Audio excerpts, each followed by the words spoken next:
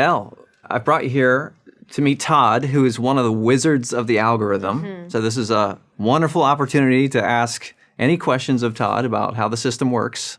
I'd love to talk about creator vacations. We've definitely heard creators say before that if you take a break from uploading, that the algorithm will punish you, and that creators definitely feel like they can't take vacations or the audience will disengage and their views are going to go down.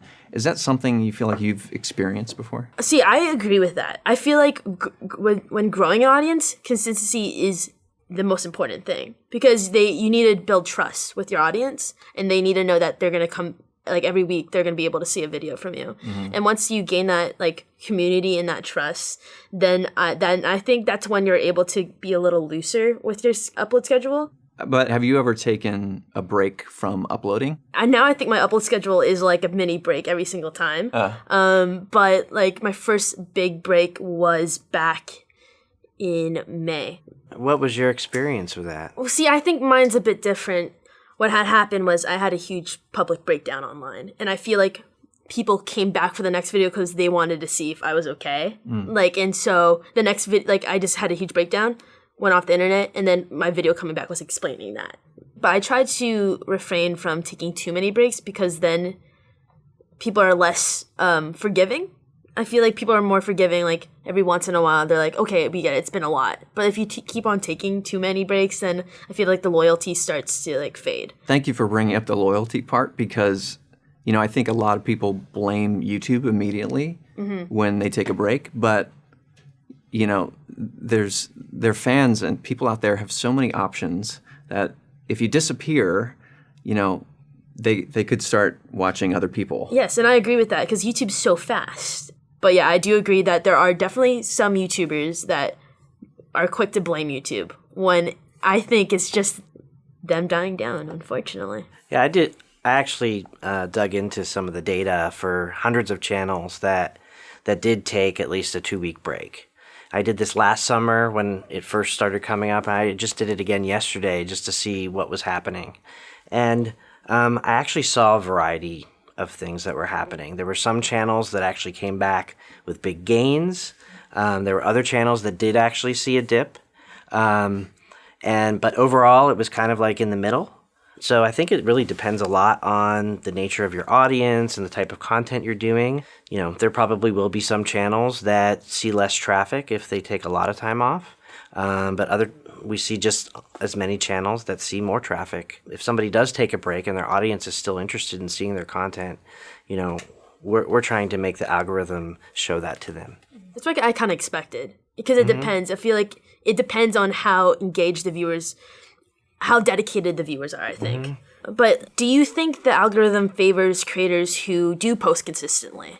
I think it really depends on the channel and the nature of the content and how the audience interacts with them. There's some channel types or content where the audience is really expecting a consistent experience, connecting with a creator, maybe a vlogger, where that consistency can be really important.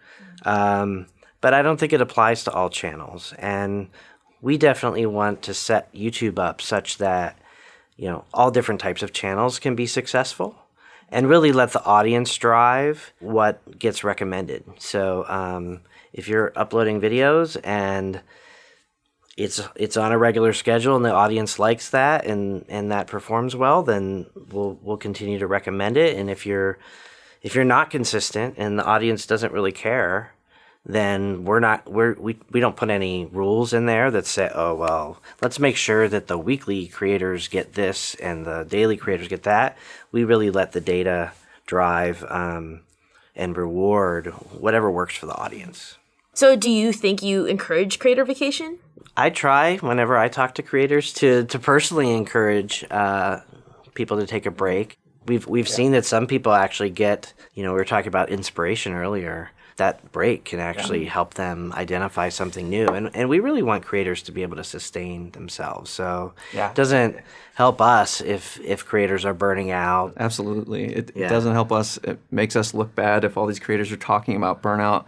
Do you have any best practices for people who have been going weekly or whatever and they want to stop for a while, take a month off or something? Is there anything you can do you feel like?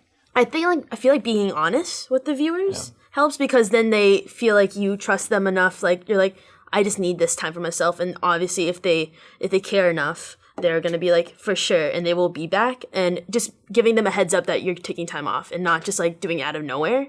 I think that will help for sure. Mm-hmm. Yeah.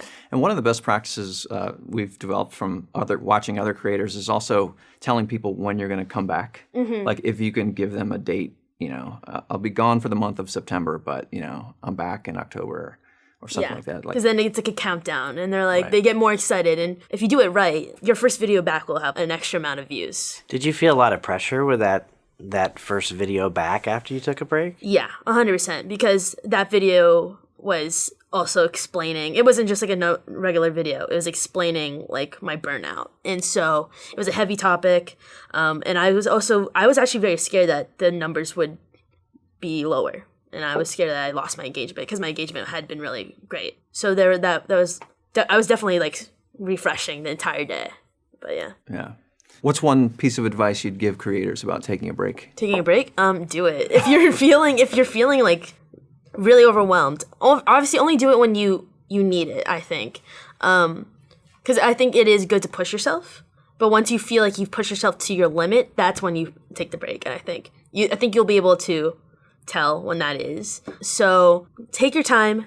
Don't put a timeline on it, like a deadline on it.